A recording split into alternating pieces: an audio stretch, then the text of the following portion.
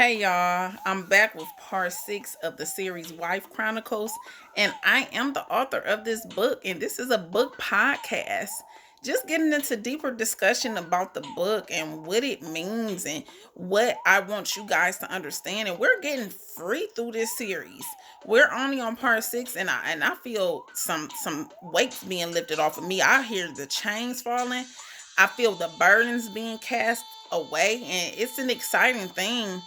I know you guys are getting free because we're in part 6 already. So I know y'all been writing away. I know y'all have. Okay. Look at y'all now. Hey, look at y'all now. Hey. Rewriting on paper. Look at y'all now. Hey. Look at y'all now. Hey. Y'all getting free. And I'm so excited. Hey, as what Chris Brown and them say, let's go. So I'm ready to go. And we're getting ready to go into the beginning of this new chapter, which is called Proficient Understanding. Get the book, guys. If you haven't bought the book, get the book. It's at the bottom of this video. It's in the description. Get it, read it, understand it, understand who you are. This book is about journaling and overcoming through your situations, your experiences, things that are occurring in your life that you can't seem to understand or figure out right now. We're going to write out how we feel. We're getting in touch with our feelings. We're exposing our truth on paper. Come on, guys. We're getting free. This is a way to let go, to let loose, to get out those things that are bottled inside of you. Journaling, writing our way to our destination. Hey, and we in part 6, and it's called Proficient Understanding. I subtitled it Right Now Season. So I know in 543, we talked about writing down those things that we want to see for the future, the things that we want to have, our wants, needs, and deserves. We talked about writing those things out, but right here, I want you guys to understand where you're at right now. Because if we don't face the things that we're standing in right now, if we don't face those things and confront those issues, the things that are eating us away or the things that are going on in our life, good or bad, it doesn't have to be bad, but if we don't confront those issues, then we can't get to our future. What is your right now season? And I want you to understand who you are right now. And I started off with this book and I said, I knew I shouldn't have never married him when God told me not to. We do this all the time. We do things that we know we shouldn't be doing. Our mind is saying, don't do it, don't do it, don't do it. And then you just do it anyway because we're going off our heart and not our mind senses.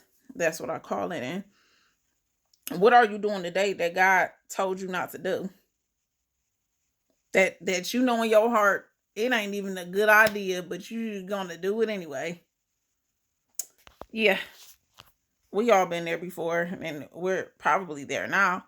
And the thing that you're doing that you can't even really tell anybody what the full story is, if that's the number one sign right there, if you can't tell anybody the full story, if you gotta fabricate it and to make yourself believe that it is something that it's not,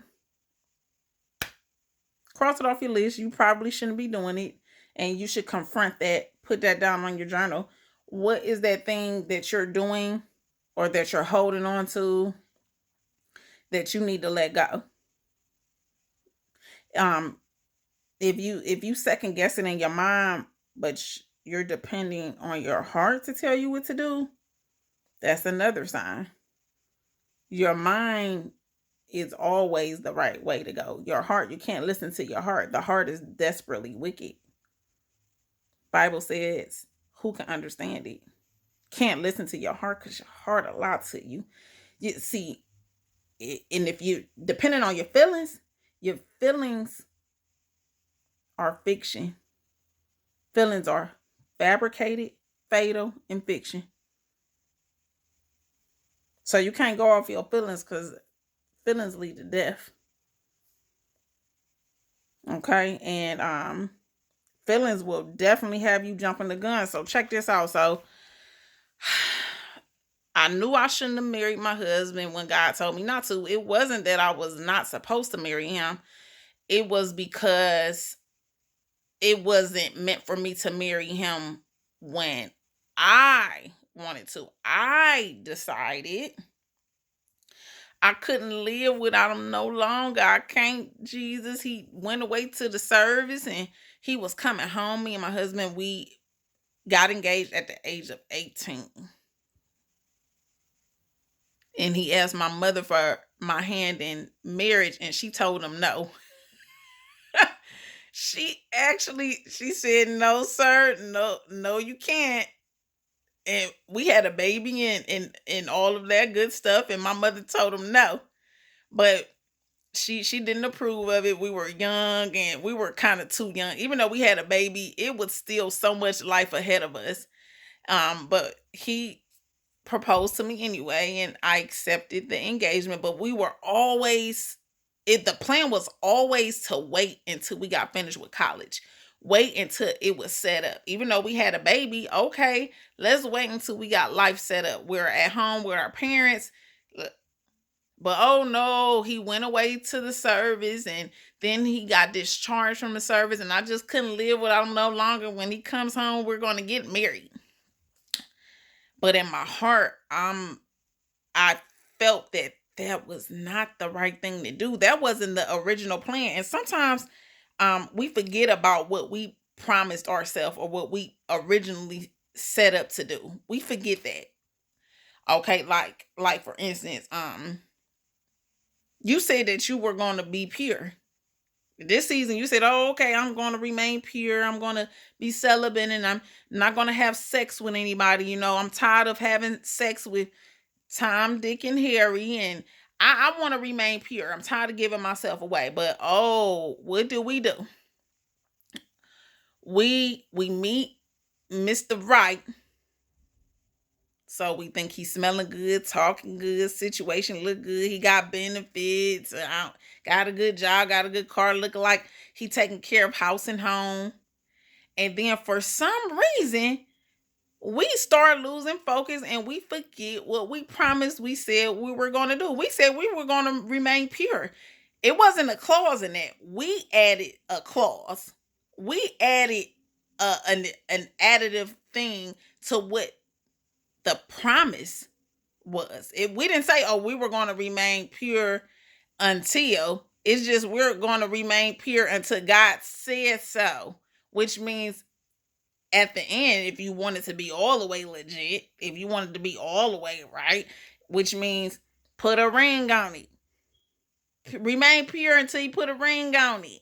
Not until he talking like he got some sense. You got to make sure this thing is all the way completed. Okay? If that's your goal, remain pure until it's all the way legit. Or we do things like, okay, I'm going to get my phone number changed because now I'm married, now I'm in a committed relationship, and I'm going to get my phone number changed because the oldies but goodies still have my phone number.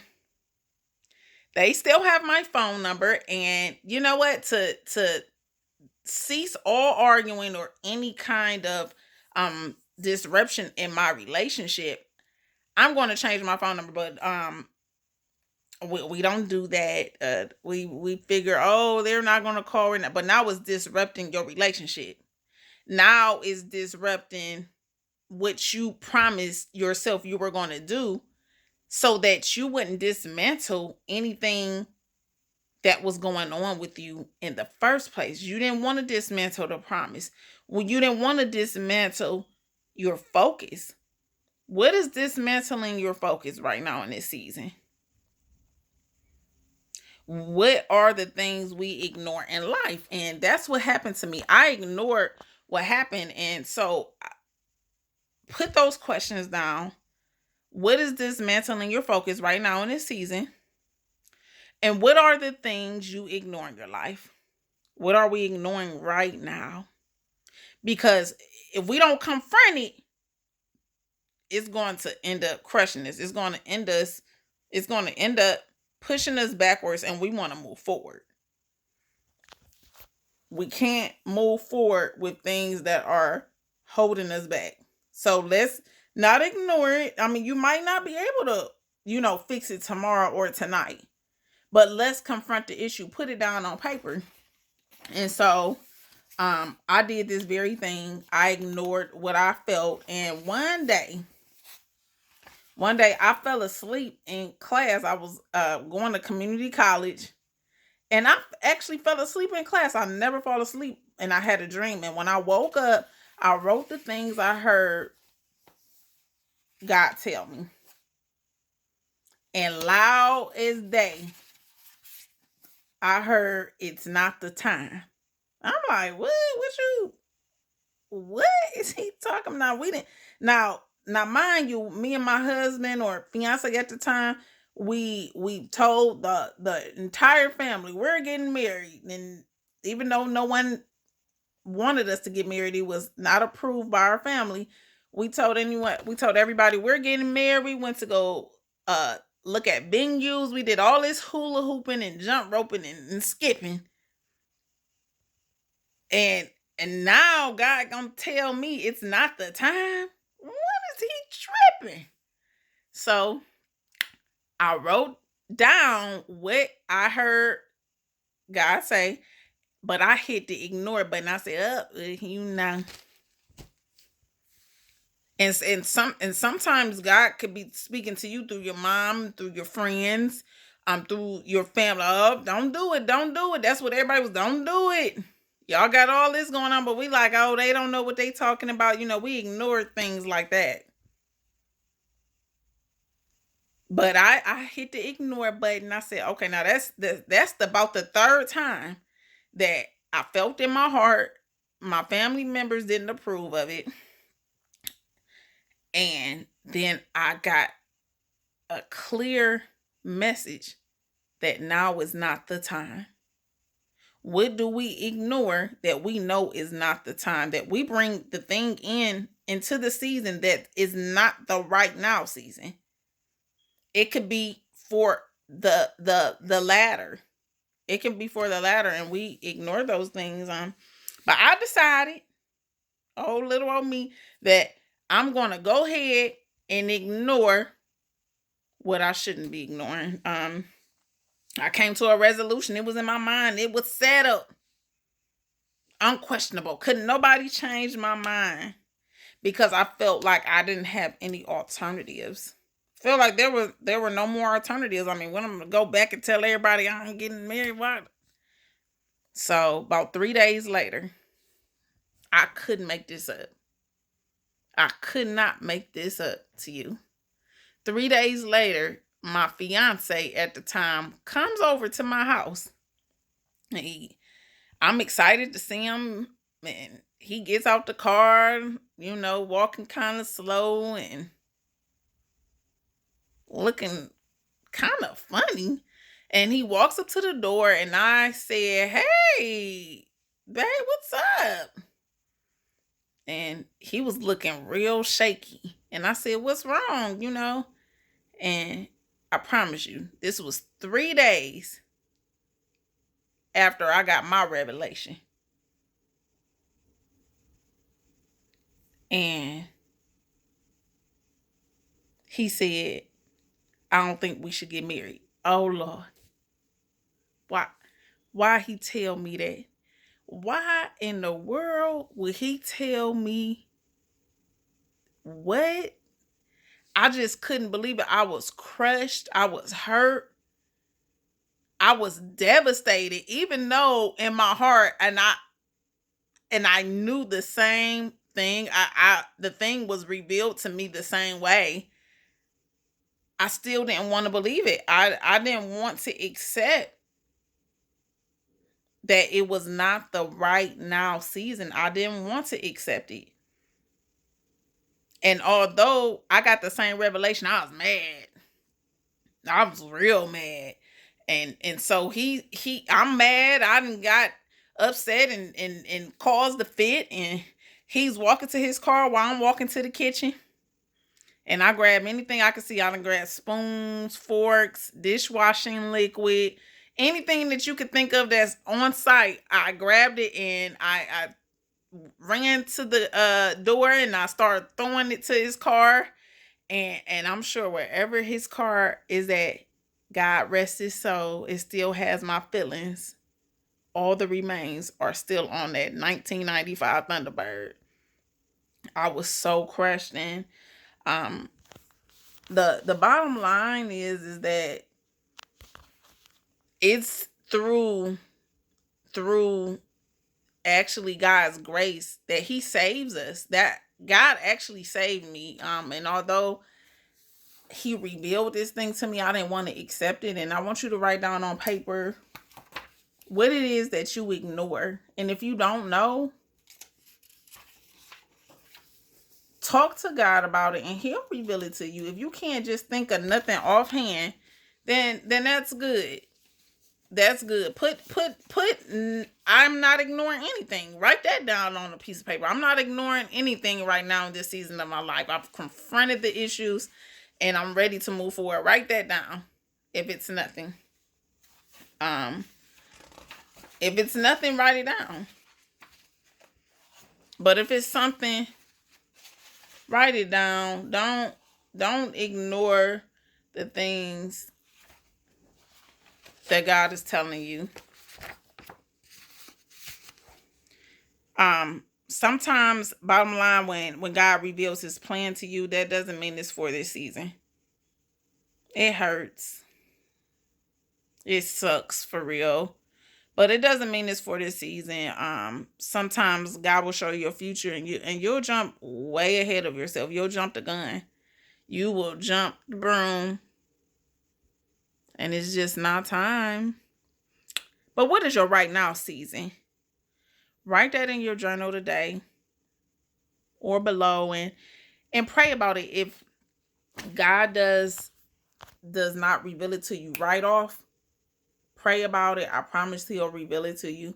He'll let you know those things that you're ignoring or those things that he wants to show you. He'll give it to you right offhand. And if you don't really know what to say, write down how you feel and open up your journal and you say, you know what, God, you ask him those questions that I asked you. What is dismantling my focus, God? What are the things I'm ignoring in my life, God? You ask him those questions. What is my right now season, God? Open up your journal, talk to him. I'm telling you, the only way we're going to become free, only way we're going to win, only way we're going to attach to those things that cannot and should not be broken is by allowing God to enter into our situation. We're going to do that by allowing him to come in, to come into our boat, to come into our lives, to come into our situations. We're going to allow him to talk to us. We're going to open up our journal and speak life. That wraps it up for part 6. Hey, let's go. Part 7 is on its way.